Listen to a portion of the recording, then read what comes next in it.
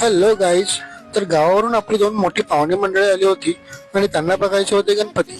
आज बाप्पांचा शेवटचा दिवस होता, तर आम्ही घेऊन गेलो त्यांना कुलाब्याचे गणपती बघायला. सुरुवात केली सोबानी मित्रमंडळकडून. तिकडे कृष्ण रूपात गणपती पाहायला मिळाला. त्यानंतर आम्ही आलो शिवशक्ती मित्रमंडळ ससूनडोक येथे.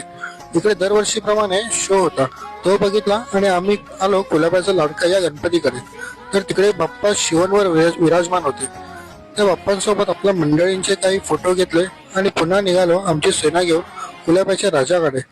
तिकडे या काकांचं थोडा वेळ मस्त भजन ऐकलं.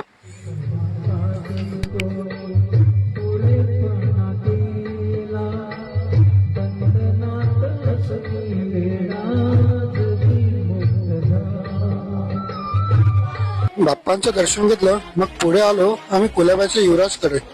बापरे, किती मोठी ती मूर्ती पूर्ण मंडपाला टेकली होती. कुलाब्याच्या सम्राटकडे आपली मंडळी एकदम निरखून बघत होती.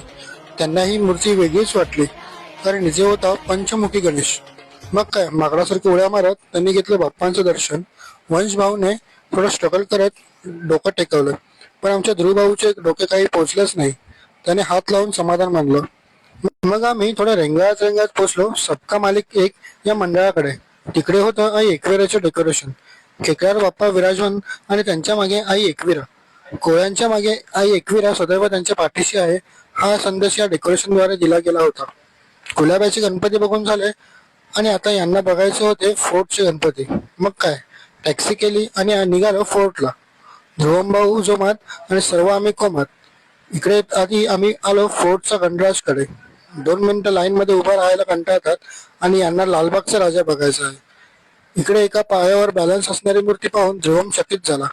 फोर्टच्या राजाकडे मोठी लाईन होती, पण आपल्या जन्मेश भाऊची ओळख निघाली आणि आम्हाला VIP दर्शन मिळालं. गणपती बघून झाले आणि यांना लागली भूक. ध्रुवमला विचारलं काय खाणार, तर तो म्हणाला मग काय, घरी जाताना घेतला केपचा आणि आपले भाऊ खुश. तर भेटूया नेक्स्ट ब्लॉग मध्ये. तोपर्यंत बाय बाय.